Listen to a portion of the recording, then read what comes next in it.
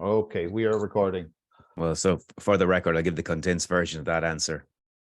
So yes, if a request comes in from a state agency who's happy to act in the controlling authority role for those geographic zones, we'll reinstate them.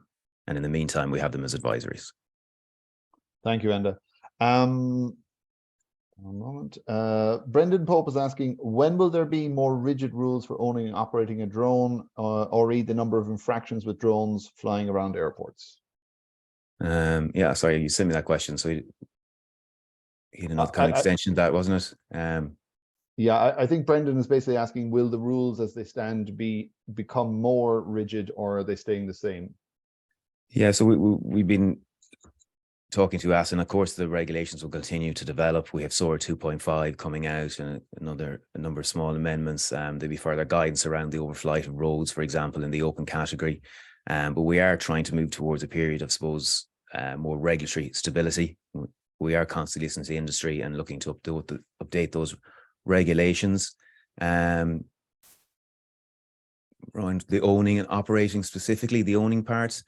Well, there's certain requirements, like with the new CE mark drones, there'll be information leaflets coming in with them when they come on the market. But are we going to have people pre-register before they buy? If I see that as an extension of the question, no, we won't. So there won't be huge changes around registration or the current operator training. Okay, thank you. Is Brendan there? Is that kind of answering what you were getting at, or do you have more specific ideas around how we could restrict further if necessary? No? Okay. Okay. Waqar Shahid Qureshi is asking, what type of permission will be required for agricultural drones, specifically for aerial spraying? So I guess in this case, heavyweight drones. Yeah, so there's more and more of that, which is good to see, and it's a very good use case. The catch, I suppose, is the existing European regulations around aerial spraying. So this isn't unique to drones. So it's quite restrictive and quite stringent, with some exceptions we have in Ireland, like for certain forestry, using helicopters, certain forestry spraying. The reality, of course, is that drone spraying can do that much lower level. So you don't have that same type of risk of high level spraying with the what I say, the width that the spray might go from a helicopter. And in fact, with the fitting LiDAR, it's a lot more environmentally conscious, because you don't have to spray the whole field. You can nearly analyze it beforehand.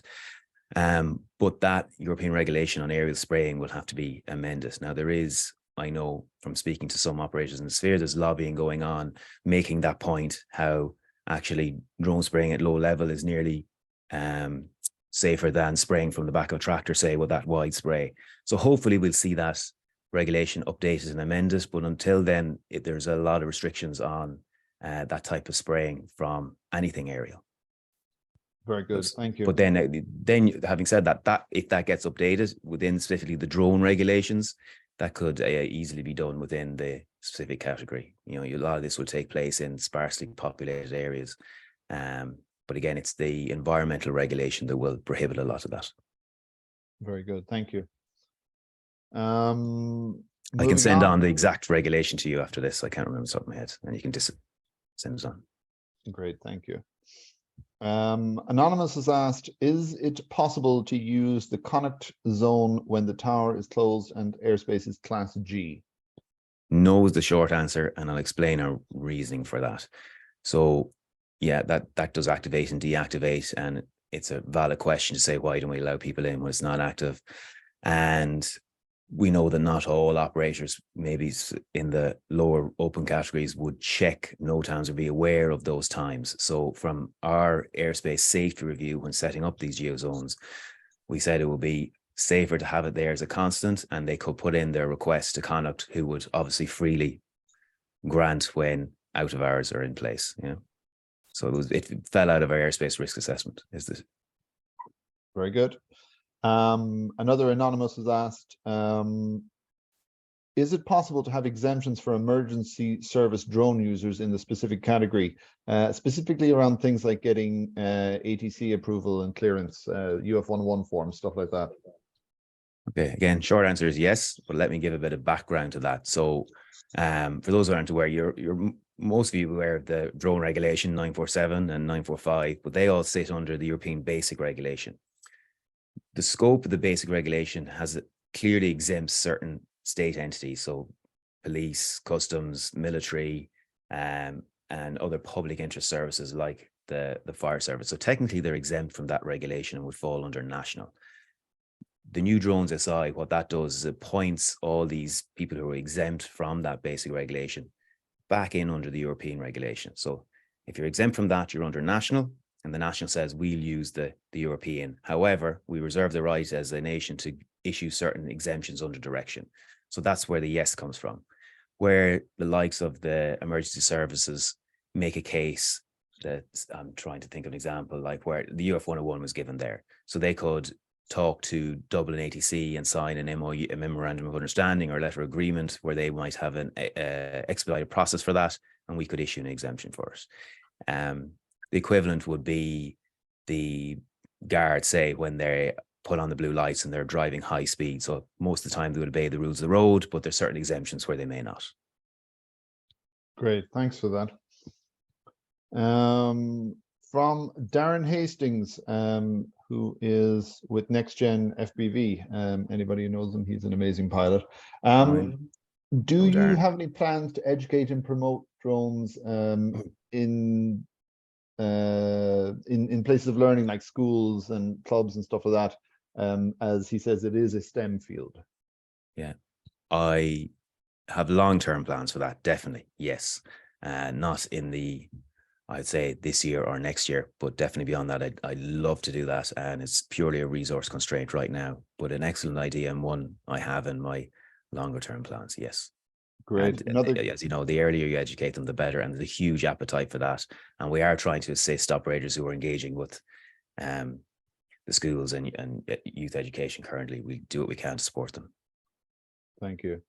Another excellent question from Darren, and actually something that some of us in the committee want to know as well. Do you intend to put standards, rules, education around the retailers for sale of drones? Basically, as you can buy one anywhere from retailers with very little guidance or knowledge on the subject. No is the short answer. So again, it comes back to the European regulations, and there's no requirement on actually buying it. It's when you go to operate it, the rules come into play. Yeah. Okay. Do you have plans to make insurance mandatory?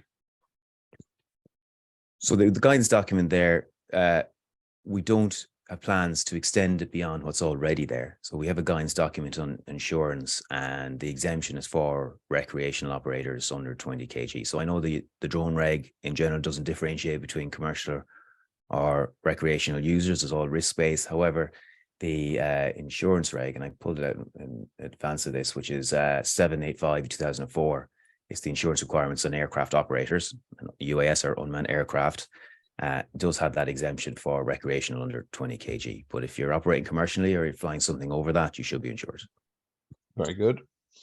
And finally, and this is the big one, are there plans in place to stop drones being able to fly near the airport so that the hobby isn't ruined by the 1% of people who have broken the rules?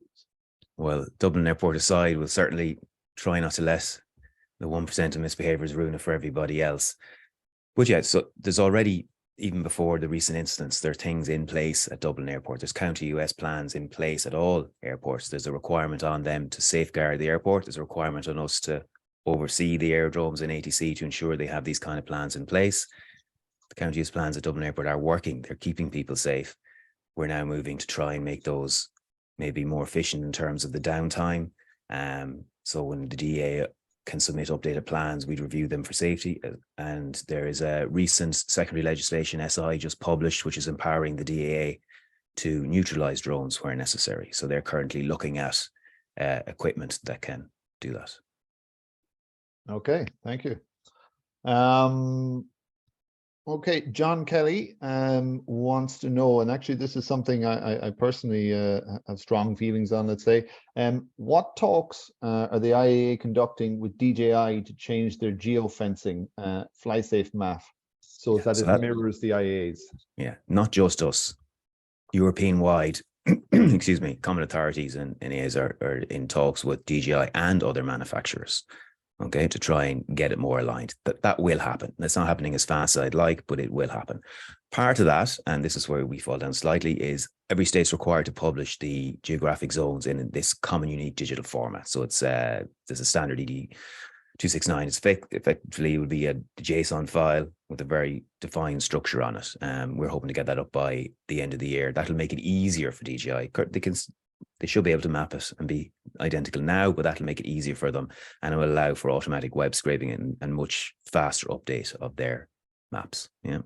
Very good, very good. But we are discussing European wide. We're discussing with all the manufacturers to try and get that harmonized as soon as possible. It's low-hanging fruit. There's a lot of drone operators believe whatever's in the controller is gospel, and therefore they're allowed to fly where they're not supposed to, and they don't fly where they think they are not supposed to, and they can't. There's two sides to that, I suppose. Just going to do a little bit more.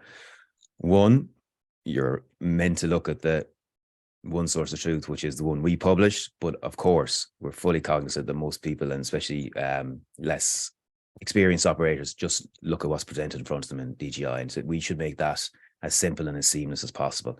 So there's a body of work on us in European wide to try and get the manufacturers to display that the first thing they see is accurate data. Very good.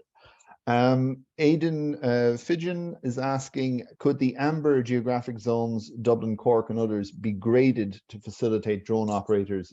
This is primarily because there's just such a huge area that's caught in that amber zone, where he's asking more, could it be graded out as opposed to stepped out? Yeah, so it is.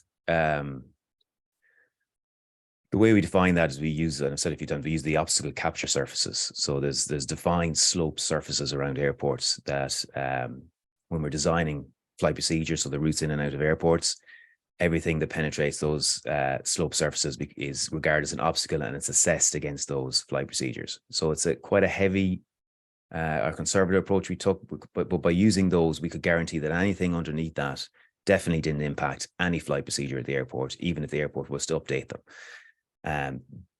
When you apply with your UF 101 to Dublin Airport, they have a much more granular safeguarding chart based on their specific procedures, and they update it when they update the procedures. So it's a series of grid squares. So that's how they assess whether they can automatically approve you or go into further mitigations.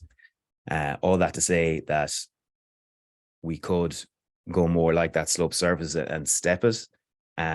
It can get very complex very quickly, and what happens is, because you're operating AGL and all the aircraft are operating MSL, we can end up with a lot of these extra red zones for terrain, and you get quite a cluttered map. So when we were developing this, we had a number of steps, and then we had less steps, and we looked at a load of variants. And this one, even though it can be frustrating to some of you, I know, was that balance between giving flexibility and not having it too of a complex or cluttered chart.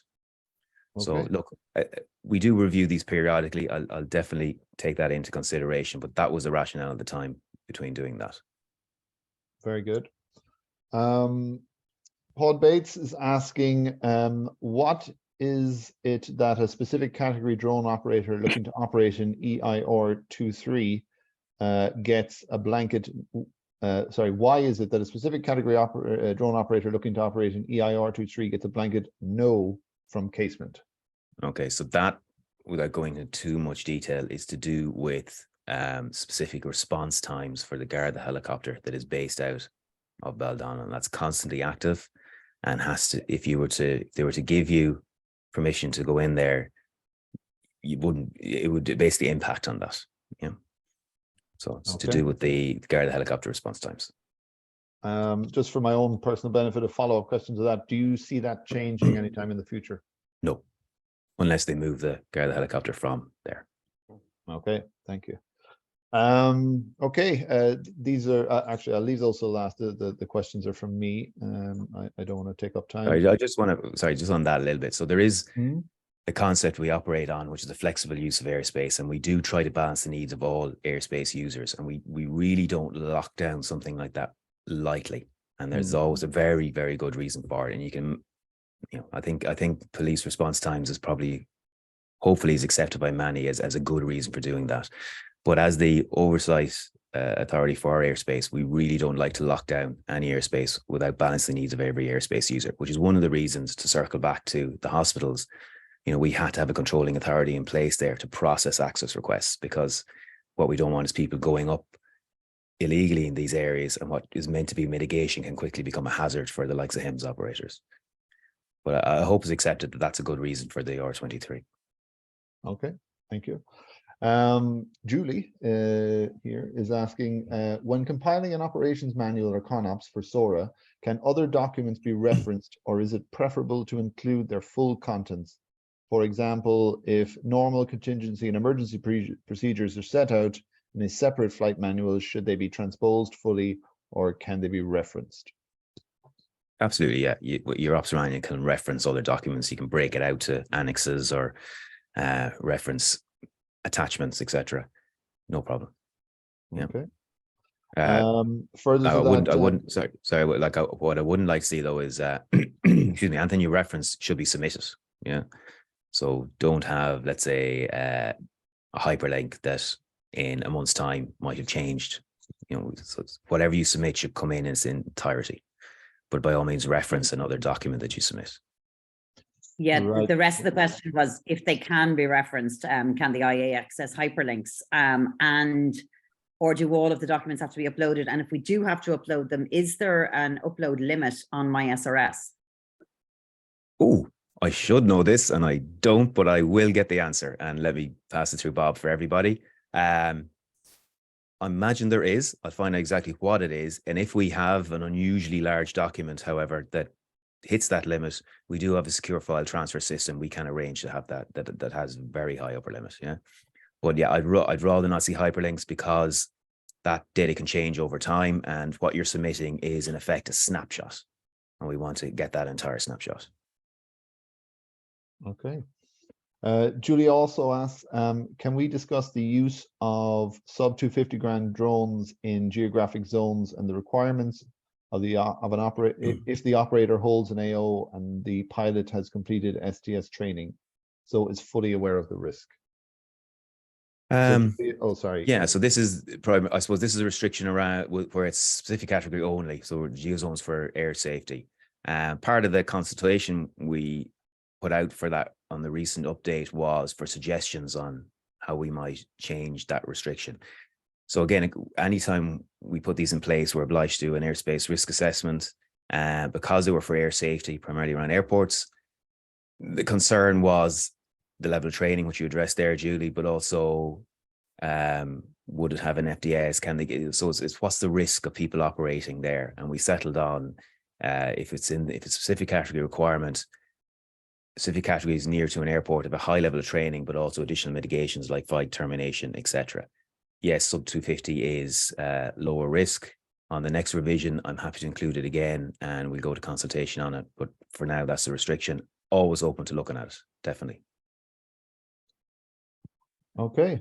Michael Gillespie asks, is there a reason that no one has relooked at the less than 250 gram drone causing probably legitimate use that has been in the news in recent weeks? I'm not sure exactly sure what he's question. asking there.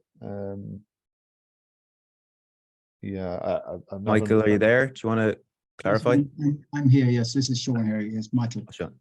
Three people in the one guy here. Yes, I'm just curious. I see a particular chap in the UK, and he causes nothing but grief because he flies over a lot of industrial buildings, police stations, prisons, you name it, he's there. And the guards, the police come out and they can't do anything with him because he's flying a sub 250 drone and he's within the rules and regulations. And I just think that all of that stuff should be taken out of the fore. I think the 250 grams should be reduced down to say 50 grams, because I do talk in another place where apparently you can buy a drone somewhere between 7 and 30 grams. Now it is expensive, but you nonetheless can buy it. And it means actually that would be attractive to a child, because in the whatever regulation it is for the Irish regulations, they talk about that particular one. It's attractive to a child.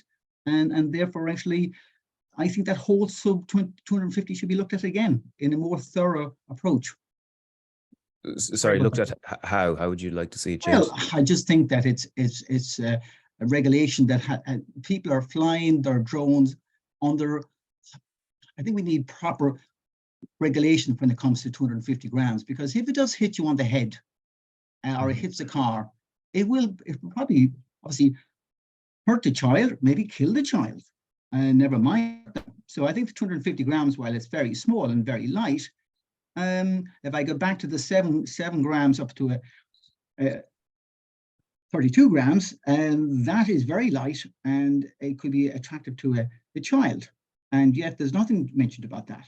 And it has a camera, it has video, it can fly for 20 minutes. Sorry, it can fly for 20 minutes, and it flies. It has a super obviously battery in it as well. Now it's expensive, but it's there nonetheless. Okay, it's well, commercially available.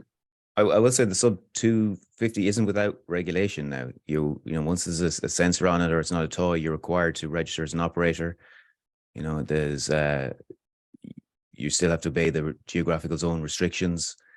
There's your restrictions on privacy under data protection. Yes, but yes, I hear what you're saying. I understand what you're saying, but if you're 16, because you have to be 16 or over to are you telling me that a 16-year-old is going to be looking at the rules and regulations?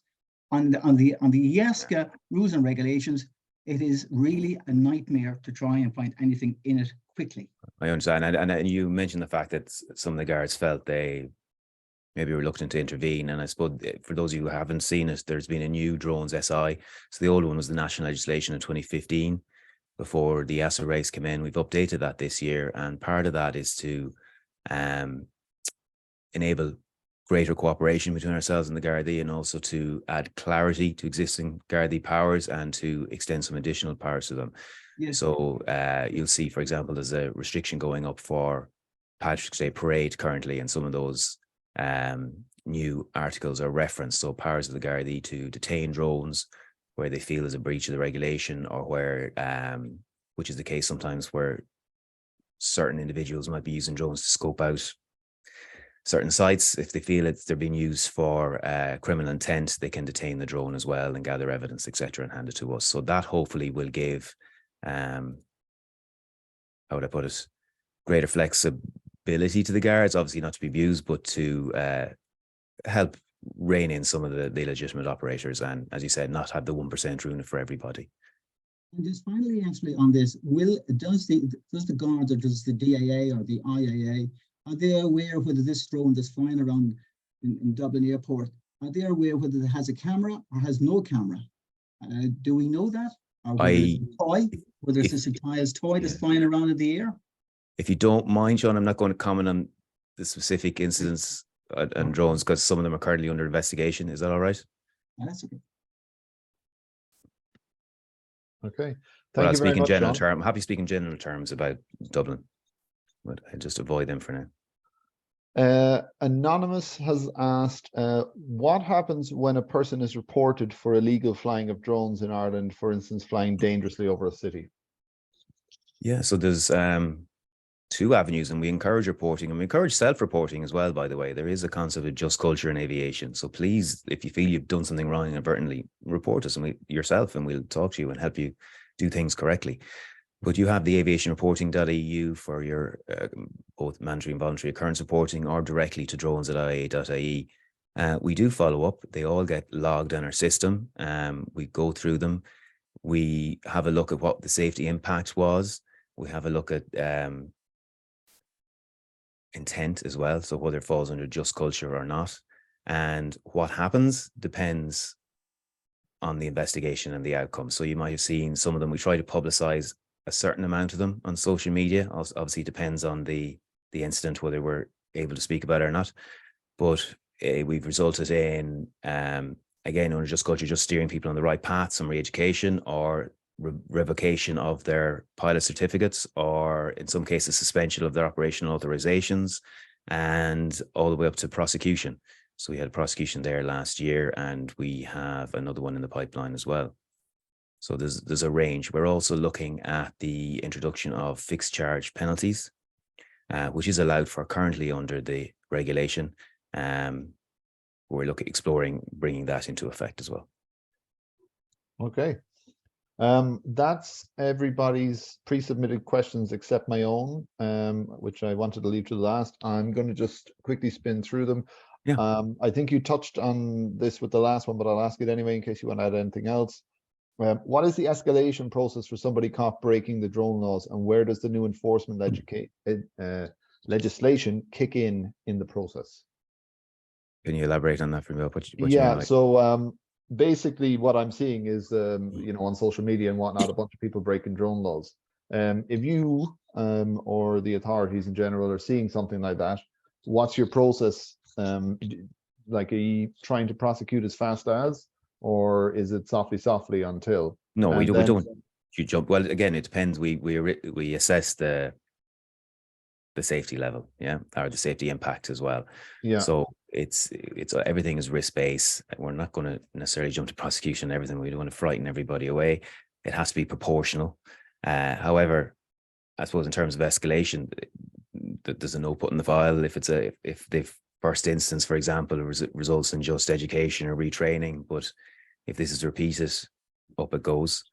Okay. Is that a kind of take? And when you say new enforcement legislation kicking in, what do you mean with that? Yeah, I'm just, well, you've kind of answered it really.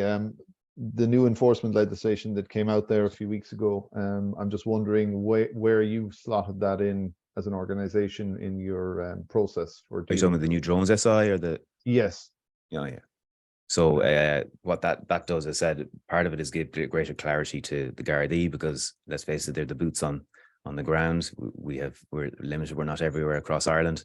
So it's to give them much greater clarity in their ability to go up and speak to drone operators, detain drones where necessary, and also in terms of our cooperation and handing over of evidence and assisting us in prosecutions where necessary. Yeah, there's also an education piece where it's talking to the guards and informing them of drone regulation and of the new drones SI as well. Okay. Next question. Some operators are experiencing serious issues with UF10 applications in certain airports. And my commentary on that is it's almost like the operators are a nuisance to the airport. How and or when do you think this sort of thing will be resolved? So we obviously don't want to see that. Goes back to flexible use of airspace and balancing the needs of all airspace users. So where that's been reported, we've been reaching out to those airports.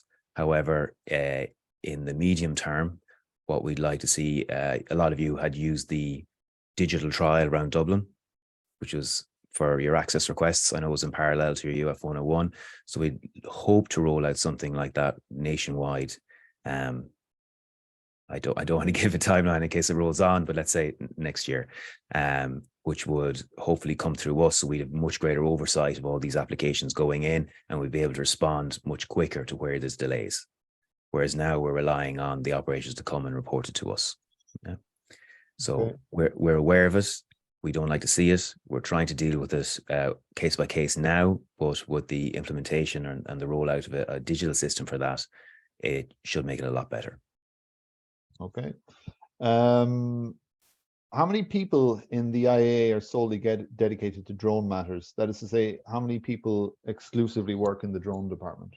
So the US division exclusively, and remember, I should prefix that with, we pull in people from the other departments as needed. It's not like the only people working on it, but the people exclusively is myself, Brian Thornton and Mark Kane, who you may be dealing with, and a third individual starting now towards the end of April.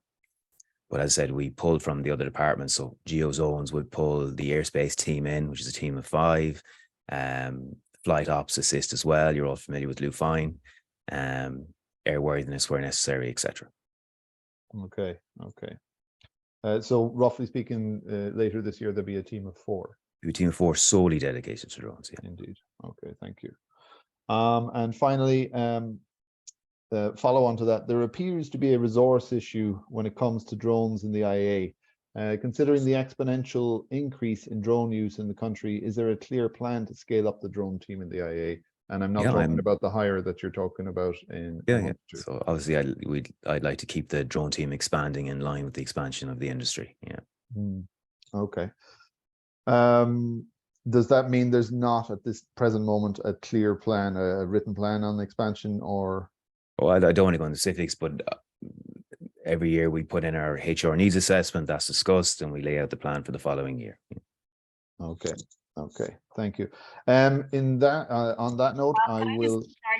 Yeah. Could I just make a comment on that? Just in support of the IA on this, because one of the things that's happened recently is there's a new CEO of the Irish Aviation Authority has just been appointed, Declan Fitzpatrick. And I mean, Declan has been the interim CEO, and he's only just literally got his feet under the table. So I would certainly hope that we'll see advances. Declan's always been hugely supportive of the drone industry, the eVTOL industry, really sees the future of what's coming down the line, and has been massively supportive of the industry so far in each of, he was the head of innovation in the IAA prior to his role as the interim CEO. So I do think our future is really bright, you know, from that point of view. And I don't think, as from an industry point of view, we could have asked for a better appointment as the CEO of the IAA. So just to jump in there with that. No, you're absolutely correct. So Declan is my current direct boss, as Julie said. He's head of regulatory innovation, regulatory compliance and innovation, and is hugely supportive of the industry. So it is a good omen that he's in that seat now. Great.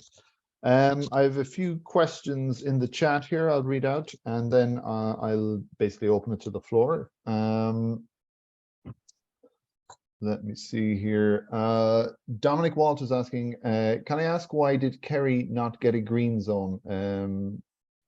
Yeah, that's good. So as I said, we based it on the obstacle capture surfaces. And if you have a look at the terrain around Kerry, it's quite robust, primarily because if we had done it like the other ones that we tried to initially, we just ended up with loads of circles everywhere for high terrain, and it became very, very cluttered and messy very quickly. That's why terrain is the short answer to that. Okay. It's anonymous. I have a question regarding specific category application fees: PDRA 300, SORA 750. If an operator submits an application, but the IAA requires revision or additional mitigations to be put in place prior to approval, how does this work? Will this incur additional fees or having to pay the application fee a second time? No, it won't. So your fee is for your submission, and where we look for revisions within that submission. It's not an additional charge. But to carry on from that, we will be coming out with a fees consultation in the coming weeks.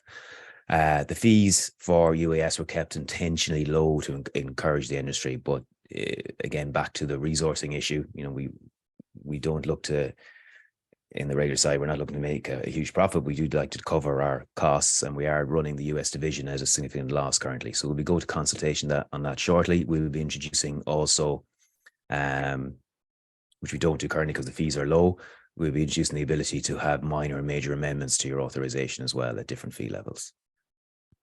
Great. James Truitt is asking, does the OPW have authority to ban overflights of heritage sites? The airspace map does not include them on any of their sites.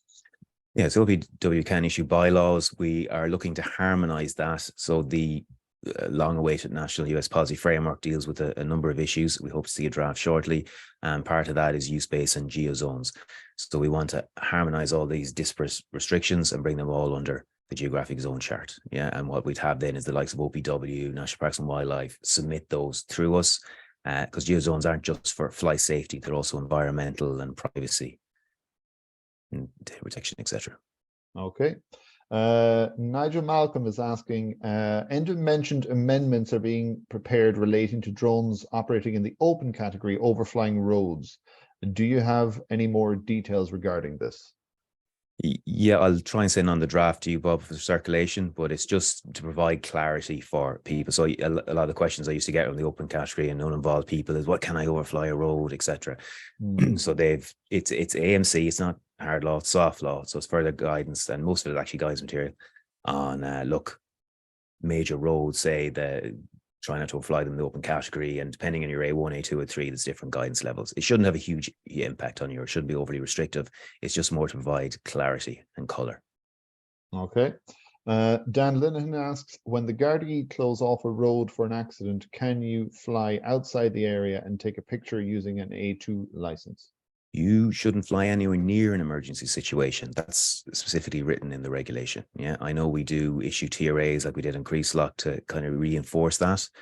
but you shouldn't be anywhere near an emergency situation. Okay, it has obvious impacts on the heli coming in, for example, and distractions and concerns for the people involved. There's even a privacy and data protection issues around that as well. So look, using your common sense, stay away from emergency situations. Whether there was a regulation or not, it's just not good practice. Thank you. Julie is asking, can you clarify the renewal requirements for an OA? Is there any additional requirements such as updating the ops manual, training, etc.? Yeah, so what we look for when we assess a renewal is what regulatory changes have come in since your last submission, and we'll assess them against all those changes. So before you submit, that's what you should be looking for. If you have a look at that regulation, decide, well, actually nothing has changed, it's all still good, fine, resubmit it as is. Great, thank you.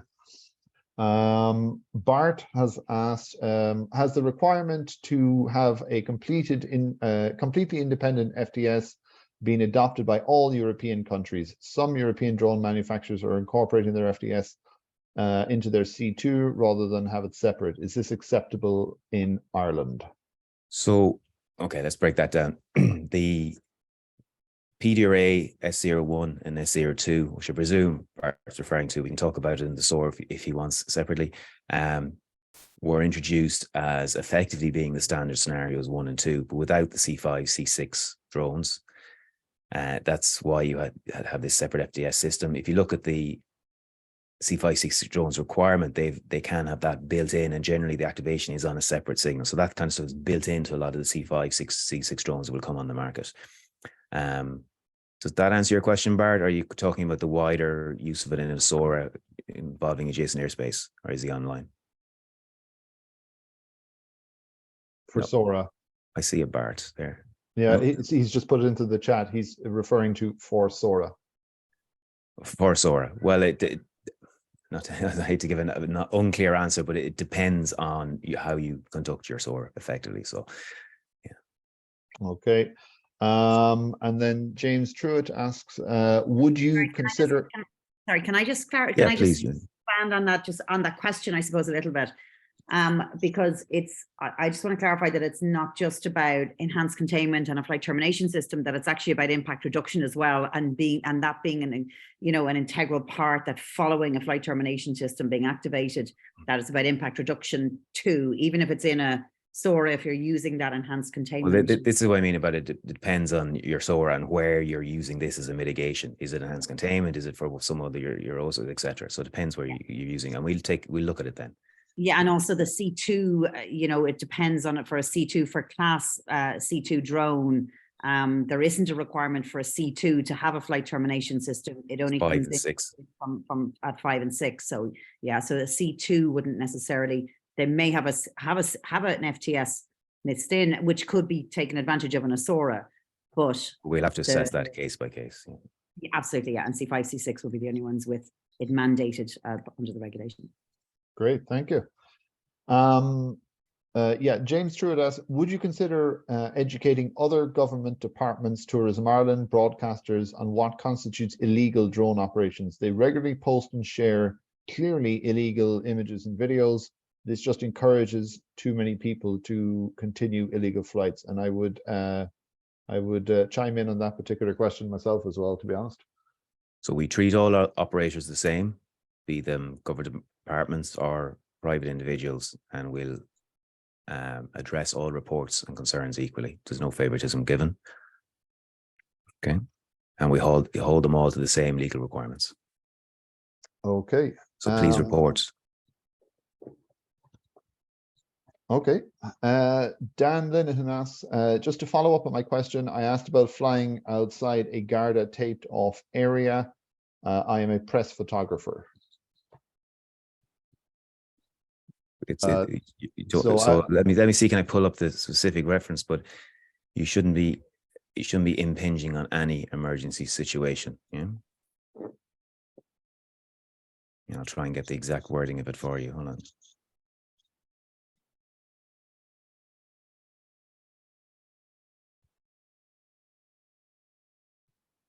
I'll send it on to you again. But no, I wouldn't like to see you near any of them. I said it's it's just not good practice. My main concern is the arrival of the likes of the Garda helicopter. Yeah. And I'll give the exact regulatory reference again. If one of the UAAI can actually take note of all these follow-ups I'm meant to be doing, and I'll put them all together in one bunch. Sorry, and Dan speaking here. Yeah, please.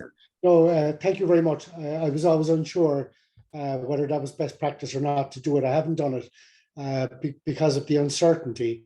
Yeah. But thank you for clarifying it. No, it's a very good question, Dan. And like I said, the Gardaí will normally follow up in these kind of emergency situations with a request for the TRA where they feel it, or the AIU a lot of the time will request it as well.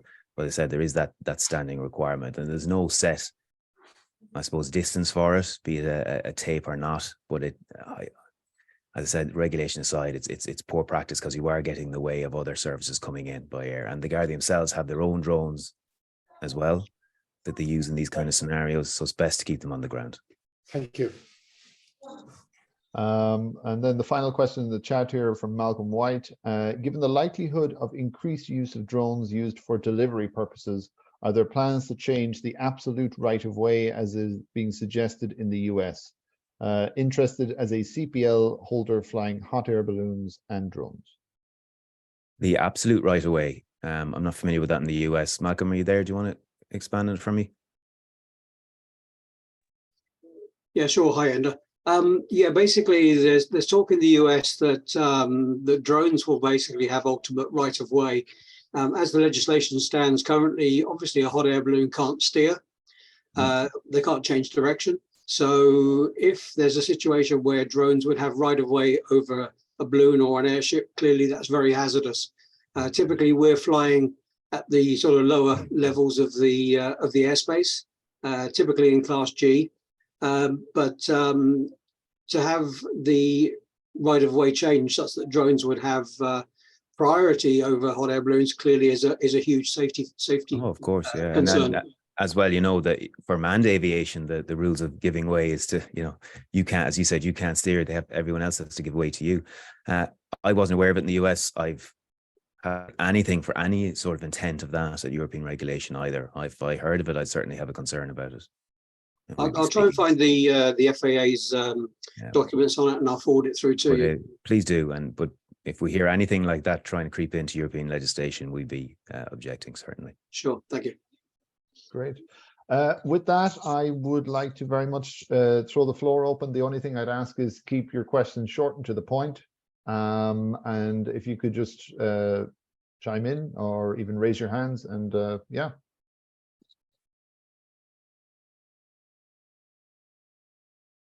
Aidan? Yeah, hi, and Bob. Just the amber zone question that I asked earlier. I mean, it'd be great if you did have a look at the grading of the amber zone. Difference for the likes of photogrammetry, even if you can go up to 50 meters, and it just means that there'd be less 101s, and it's very different. You need to put it in 3 days in advance, and it can be difficult with weather-wise and everything else. So, can I suggest that, like as I said, we did look at a number of options, and it does get kind of complex and cluttered very quickly. And maybe the better solution would be what we're working towards was the introduction of the digital requests, which will make it a lot quicker, and a certain amount of them will be automated approvals as well, because they'll be tied into the Dublin, for example, their safeguarding charts. So hopefully that will solve it better than a more cluttered chart. But on the next revision, I'll look at it and see, can we? But I think that might solve your problem by another route. Yeah, no, that would be perfect. I mean, and is that likely to happen in the next couple of months, or? No, it'll be early 24, hopefully. Okay. Because there's a tender process involved and integration and testing. Okay. Thank you. Dan speaking here again. Hey, Dan. Just to ask you, when you're at an event, I was at a ploughing event there last week down in West Cork, and I flew my drone in a field next door, 50 meters away, taking an overall picture. But then there's one or two guys that are in the field, and they're flying over the competitors, over people, over everything. I mean, what should you do in that situation? Well, we'd like you to report any But illegal yeah, I operation. didn't know. I actually didn't know the people, but it's just most annoying when you see people bending the rules like that. Yeah, I agree. It is, and that's why reporting for us is essential. Extending powers to the Gardaí is essential. Educating the Gardaí on the regulations is essential. All working towards trying to clamp down on this type of activity. Thank you. I share your frustrations, Dan. Thank you. And we're working to try and improve that.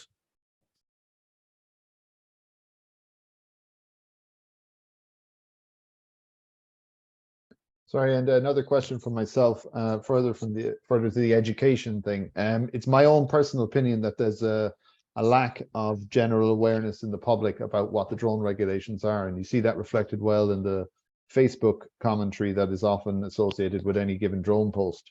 There's an awful lot of, let's just say, Facebook science and Facebook legislation thrown up as an answer that is completely inaccurate. What will you guys be doing in terms of actually spreading the word about what is and is not acceptable in drone land in the future? Yeah, well, I'm hoping now as we transition to the class identified drones and we move away from these legacy regulations, which cause a lot of confusion, the open category in particular, because we're moving, from at the end of the year now, we'll start moving away from them. That'll help. We do run our own safety campaigns like we did at Christmas. I said longer term, I'm looking to hopefully get out to schools and catch people younger, and we'd like to work with yourselves as well. If you're looking to do any safety evenings, we'll try and support them. Evenings like today, engaging with the Gardaí, training them up in the regulations as well. So the training and education part is a huge element of what we do, and we'd like to continue to improve on that. But again, open to any suggestions where you feel we might be doing that better or other avenues we could explore. One more question, Dan, the last question, I promise. No, keep them coming down. That's what today's just on the question of parachutes. Yes. For drones, can you just give me a brief rundown? I've just acquired a parachute for my drone. I'm just wondering, what are the complete regulations over the different classes in parachutes? What do you mean by classes of parachute? Well, no, what I mean is, like, is it a mandatory requirement now for all drones to have parachutes over the 200? No. So the open category, they're not required. For example, PDRS 01 requires a flight termination system. And a method to reduce the kinetic impact, which doesn't necessarily have to be a parachute. And then we're doing a full SORA. It depends on what mitigations you're using, whether you decide to use a parachute as one of those mitigations or not. So no, it's not a blanket requirement. No. I might even finish early, Bob, at this race. We're running out of questions. I've got another one for you, and it might be even tougher, I'm afraid. If you see certain Garda social media channels, the Garda Traffic Corps and stuff like that, they do these anonymous but shaming posts of dumb stuff that drivers do on our roads. They blank out the number plate, but they show clearly somebody being pretty dumb, pretty stupid, and breaking the law with a car. I personally would love to see that sort of thing from the IAA around drones, and I believe you'll at least get one a week. It would be my anecdotal opinion on this particular thing. Do you see something like that being a possibility in the future? I do. We did a small number of test ones last year. You may have seen them pop up. We had, there was one operating in Ringsend, and we compared the M300 to a bowling ball, and the sharing concepts. We did a few test ones, and the response from them was good. I think it helps in the education piece as well. Now with the new staff, we'd look to do those a lot more frequently. Yeah, I think that's a very good avenue, not necessarily in terms of shaming, but in terms of education. We tried a couple of those last year or 2 years ago, and we had them up on Facebook. We had Irish drone idiots, but it lasted about 2 weeks before Facebook pulled all our videos. So we got 48 hours out of it. Well, as I said, our intent wouldn't be to shame, but to educate, do anonymize, show, look, why was this wrong? How could you actually do this correctly? Okay. Another question here has come in from Dara. Do you share the learnings from incidents that are reported, self-reported or otherwise?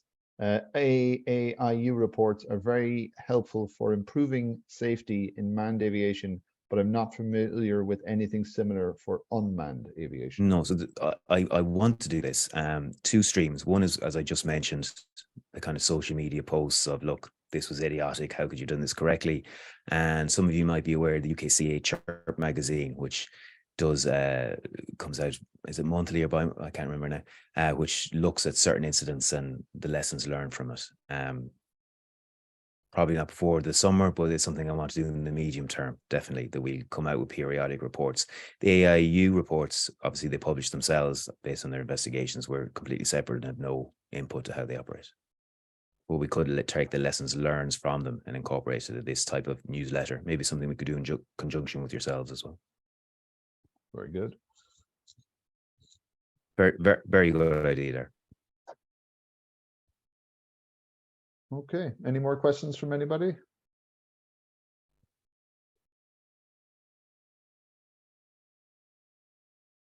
Anybody have any comments or anything they want to put to Enda there?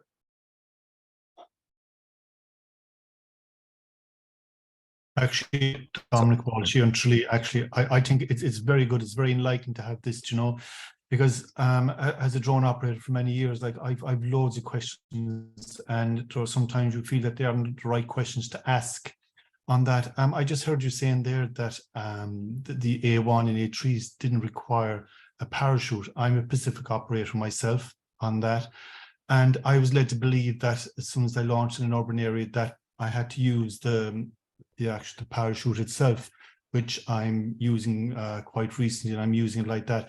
And I have a question like that, you know, like when the parachute goes on, is there a specific height that it needs to be, let's say, put on? If you're going up to, let's say, 20 meters or 25 meters, do you actually need a parachute? Does it kick in at that stage? Or is it for high flying up to maybe 100, maybe 300 feet or up to the 400?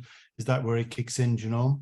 So the parachute requirements, I said, if you're, and I go back to PDRS 01 because it's quite a common predefined risk assessment that operators use in the specific category. There's no explicit requirement for a parachute in that. The requirement and the main mitigation is actually the flight termination system. So the ability to kill the drone if it starts to exit your operational volume, and it's to protect anything adjacent to that. The addition of something to reduce the kinetic impact, predominantly a parachute, is actually human factors mitigation. So the idea of having that requirement in there was so that the pilot wouldn't hesitate to activate the flight termination system. Now, when you're doing full soars in a specific category, a lot of people will use the parachute to reduce the ground risk. And that depends on your operation and the soar you're putting in. Okay, so it depends is really the answer. There's no specific height. What I will say, though, in terms of the flight termination systems, we've rejected a number of them where they don't activate until a specific height. So if you are investing in a flight termination system or a parachute as a mitigation, make sure it activates, the flight termination system at least activates from takeoff. And I just one more question, and this probably might relate to yourself, it might just relate to everybody here on that.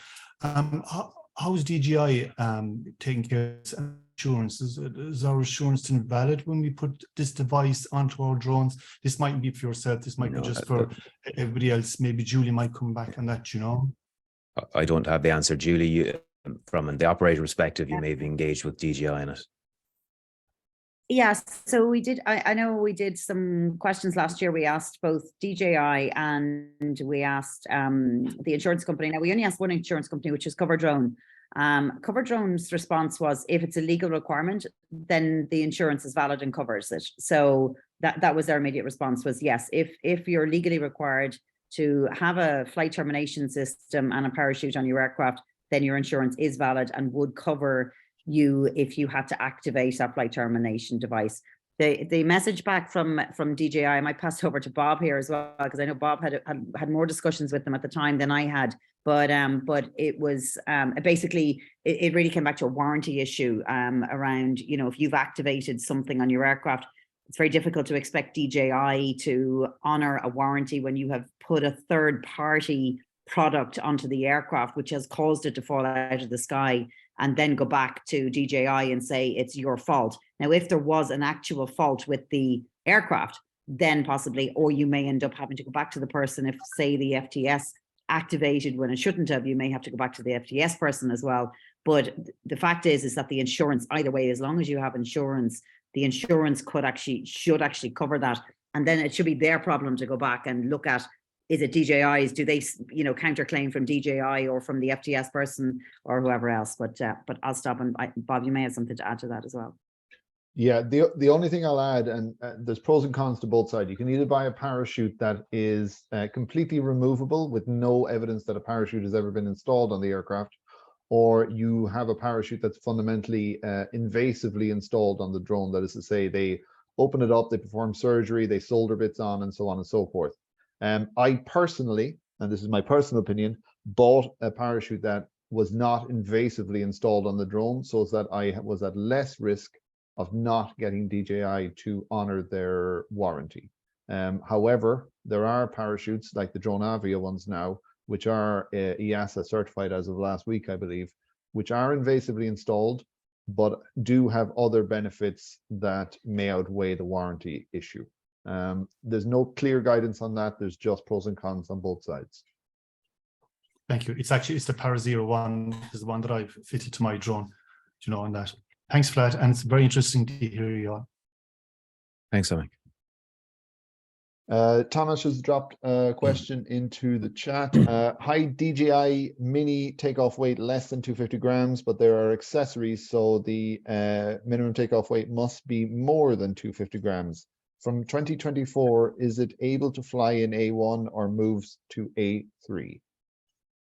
Good question. So from 2024, as you know, if it has an MTOM, in Socratic A1 is for MTOMs of 250 grams or less. DJI specs don't publish MTOM, they publish a weight.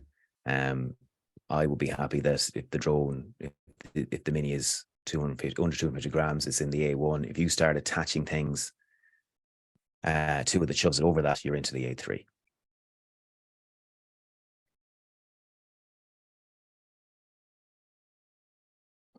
Right.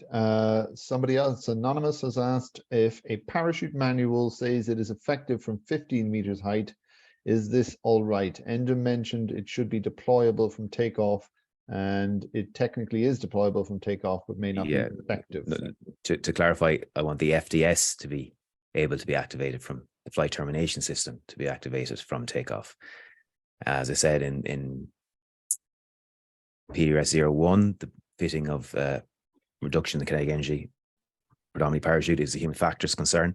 So if that doesn't, if the parachute element doesn't activate till 15 meters, I'm not too concerned, because you'll likely be happy activating the FDS below that.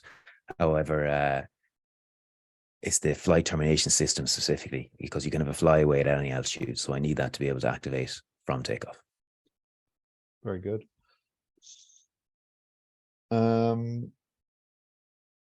During Nigel Malcolm is asking, during the transitional period, can you confirm what rules apply to a C1 drone? You're in the A1. What rules specifically do you mean? Is there ambiguity around? Hi, Enda. Sorry, Nigel Malcolm. Just because there's, I see there's transitional rules and transition period rules, and there's graphics that are being put out indicating rules that apply to drones during this transitional period. But the class C1 drones, I'm assuming the actual rules apply, not the transitional rules to a class C1 drone. Is that correct? Yeah, that's right. So the transitional rules that are effective at the end of the year are for non-class identified drones. The CE marked class identified drones are just coming on the market. It's the rules as you can see down the annex. For the A1, you need a C1 drone, need to C2, etc. The transitional provisions are for, as I said, I'm just bringing legacy it up here. Drones. Yeah, they don't say effectively legacy drones. Yeah, so they're saying like those that don't comply with parts 1 to 5 of the annex to 945, which is CE marked drones. So it's for non-CE marked drones. That doesn't mean, even though the transitional provisions expire at the end of the year, that doesn't mean you can't use your legacy drones beyond that. You're into Article 20, which then comes into effect, which says that if you're under 250 grams, it's A1, or if you're under 25 kg, you're A3. So there's no A2 for legacy drones. Heavily built drones are slightly different then again. Thanks for that. And I would just on Nigel's point on the graphic that is on the IA's website, it doesn't, the fact that we now have a C1 drone, I know that we've limited, but it's not clear that if you have a C1 drone. I'll take that. Yeah, I'll take that. Yeah, I get that updated as soon as possible. Yeah. Very good point. I have one other question. Sorry, just so you thought you were going to get away there, and that was go on. I just it's just with regards, and this comes up. It came up yesterday at the GASCI meeting as well about information being circulated from the point of view of if there's a NOTAM published, if we see there's a NOTAM now for St. Patrick's Day, for restricted area for TRA. Not a NOTAM, a TRA being published. It will be published as a NOTAM, but is there any possibility of having, I know there was a discussion around there being GDPR issues, but everybody who's here has signed up to my SRS, they've become an operator, everything else. Is there any way that information can be circulated? Direct your inbox, yeah. That direct to an operator's inbox. Yeah, that will happen. So what will happen, there'll be an update coming to my SRS that will, like you find a lot of websites, you'll be able to click into what notifications you want, and once you do that, then that'll come directly to your inbox. So that's coming in one of the upcoming updates to my SRS. Yeah, and again, I'd rather come direct rather than you get an email saying, oh, you have a message. It should just come direct to your inbox. Yeah, absolutely. And sorry, I should say for pilots rather than operators, because you could end up so that every pilot who has an account on my SRS gets it rather than just specifically operators. Yeah, so every my SRS user, pilot, remote pilot, man pilot, airworthiness, anyone can basically select their areas they're interested in. So if you want to get the notifications on relevant to drones or just the bare, you can select the level of information or annoyance depending on how you view it. Yeah, you can select what you want. And the other thing is, Enda, a lot of people's operator registrations are coming up for renewal now because we had the 2 years expired, and quite a number of people seem to have quite a significant issue in finding the place to renew your operator registration. And the latest change in the structure of my SRS, I think, has made it even more difficult rather than easier. So it might be just something that we've had some anecdotal evidence back, and we've certainly had some people get in touch just that they find it difficult to renew their operator registration, and it wasn't clear what it was that they were renewing or what they had to renew after 2 years. So Julie and Bob and the rest of the committee, would it be a good idea for you to kind of have a chat to your members on suggestions around my arrest, the main issues, and maybe I'll have a meeting with the committee and you can take those on board and get them into changes as we go along this year to my SRS? Would that be made official? Yeah. So obviously we want to make it as smooth as possible. We don't want to be putting hurdles in people's way. Yeah, it'd be great. Okay. So if you can kind of pull those together and we'll set up a date to go through them. Perfect. Thanks, Enda. Will do. I think that's it. I think you might be able to get away quickly. I see one from Sean about actually there in the chat about the regulation being top heavy and government speak and difficult to intercept. I think, John, that goes back to the education piece and us trying to do more around that in terms of social media posts, more evenings like this. The newsletter I'd hope to get out to the end of the year. So we try and simplify it as much as we can. I'll try and improve the website as well to make it clear, hopefully more infographics for the open category in particular, who, in the Pacific category, you're getting to the more higher risk. You really should have a good understanding of the regulation, but we'll try and make it clearer for the open category, definitely. And would you or the IAA be open to input from a forum like this on that education thing, in terms of suggestions from this forum about what always open to suggestions for improvement? Yeah. Okay. Yeah, I think I've heard a lot of people with a lot of good ideas in this forum. So what I'm saying is I'd hate to think that just a few minds in the IAA are going to come up with this education thing when there's so many. No, we don't like to do it in a silo, and as you know, we do most things we put out, we go to consultation with as well. But I suppose just in general, to speak on the UAAI and the other representative associations, your role is invaluable. It's great that you exist and that you have such a volume of members, and you're a great voice for the industry, and your involvement now with the likes of Jeddah and with Julie involved in that, and again, it gives you a further reach into the likes of Jarvis, which so you're hitting the rulemaking very, very early. So your role is critical and hugely beneficial, and your assistance to us is also very much appreciated. Great. Sorry, one last question there. Dominic Walsh is asking, would the IAA have an automated system for UF 101? I think you touched on that. We touched on that earlier, yeah. Coming, Dominic. Yeah. Okay. Look, I think that's a good time to wrap it up. Thank you for everybody coming, and thank you for submitting all the questions. And primarily, thank you to Enda for sitting down with us. Really appreciate it. Thank you. Thanks for having me. It's invaluable. All righty. Yeah, thanks for all the good questions. Just want to say one thing as well. Again, thanks, Enda, and thanks to everyone else who turned up this evening and inputted and listened and everything else. But just to try to hammer home the point, you know, we've had some negativity there recently with Dublin Airport and a few other things as well, but try to keep the message positive, you know, when you're talking to people about drones, about the industry side of it, even the hobby side of it. Drones are good, they're great fun. Some of us pay our mortgages with them every month. So if you are talking to people, try and keep that message positive about drones.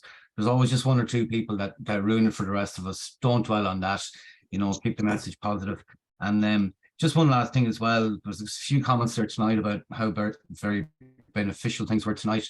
It's something the committee have been talking about, and we've done last year as well, but we certainly want to be running more nights like this, workshops. You know, if you've got issues with regulations, safety, clarifications, any stuff like that, or even industry questions as well.